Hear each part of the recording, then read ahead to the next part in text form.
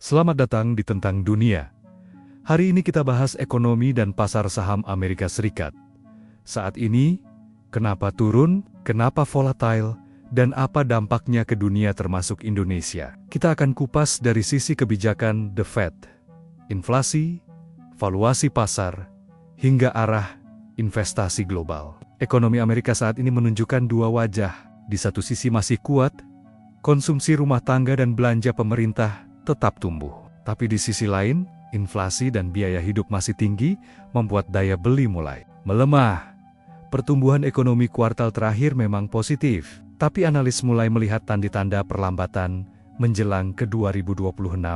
Federal Reserve atau Bank Sentral Amerika menjadi faktor kunci di balik dinamika ini. Setelah 2 tahun menaikkan suku bunga, kini mereka mulai menurunkannya secara hati-hati. Tujuannya menyeimbangkan inflasi yang mulai jinak tanpa memicu resesi. Namun, di balik layar, The Fed juga menjalankan apa yang disebut quantitative tightening, kebijakan untuk mengurangi uang, beredar setelah masa quantitative easing pasca pandemi. Sekarang kita lihat pasar sahamnya. Indeks S dan P500 dan Nasdaq sempat mencetak rekor tertinggi. Namun banyak ekonom memperingatkan valuasinya kini sudah terlalu tinggi. Laba perusahaan memang masih tumbuh, tapi sebagian besar pertumbuhan itu datang dari segelintir perusahaan teknologi raksasa.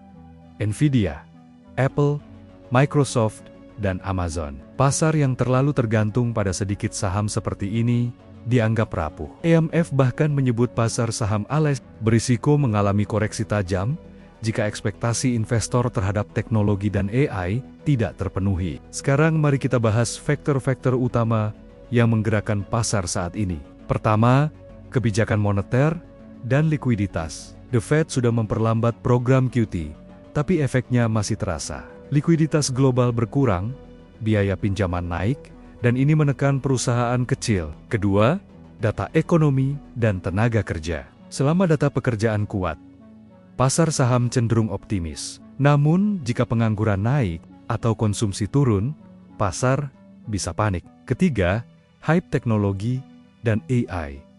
Investor masih percaya AI adalah masa depan ekonomi. Namun, jika pendapatan perusahaan AI tidak sesuai ekspektasi, koreksi bisa terjadi besar-besaran. Keempat, faktor global. Ketegangan geopolitik di Timur Tengah dan Asia Timur membuat investor khawatir akan gangguan suplai energi dan perdagangan. Selain itu, harga minyak yang fluktuatif dan dolar yang kuat menekan ekonomi negara berkembang. Sekarang, apa implikasinya bagi investor global, termasuk kita di Indonesia? Pertama, pasar AS masih menjadi acuan dunia. Jika Wall Street jatuh, indeks di seluruh dunia hampir pasti ikut terguncang. Kedua, dolar yang menguat membuat mata uang negara lain melemah, termasuk Sri.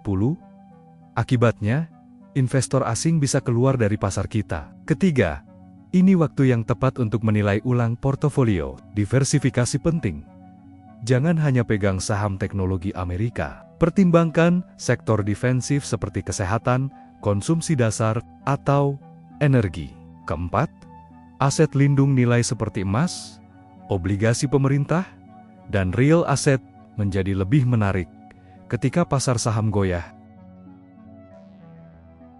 Sekarang mari kita lihat 2 skenario ke depan. Skenario pertama, pasar pulih dan tumbuh kembali. Inflasi turun, suku bunga ikut turun, dan investasi di sektor teknologi menghasilkan keuntungan nyata. Skenario ini membuat indeks saham naik kembali, mungkin ke level tertinggi baru. Skenario kedua, koreksi atau perlambatan. Inflasi tetap tinggi, bunga tidak turun, konsumsi melemah, perusahaan mulai menahan ekspansi, dan investor beralih ke aset aman. Dalam skenario ini, saham bisa turun 10-20% dari posisi puncak. Apapun skenarionya, investor harus siap. Kuncinya bukan menebak arah pasar, tapi menjaga keseimbangan portofolio. Sebagai penutup, ekonomi Amerika sedang berada di persimpangan antara optimisme teknologi dan realita suku bunga tinggi. Pasar saham mungkin tampak kuat, tapi di baliknya ada risiko likuiditas dan overvaluasi. Bagi kita sebagai investor, gunakan masa volatile ini untuk menata ulang strategi.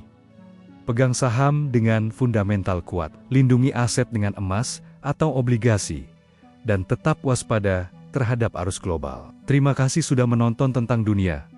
Klik like, subscribe, dan bagikan video ini agar lebih banyak orang paham tentang apa yang sebenarnya terjadi di ekonomi dunia hari ini. Sampai jumpa di episode berikutnya.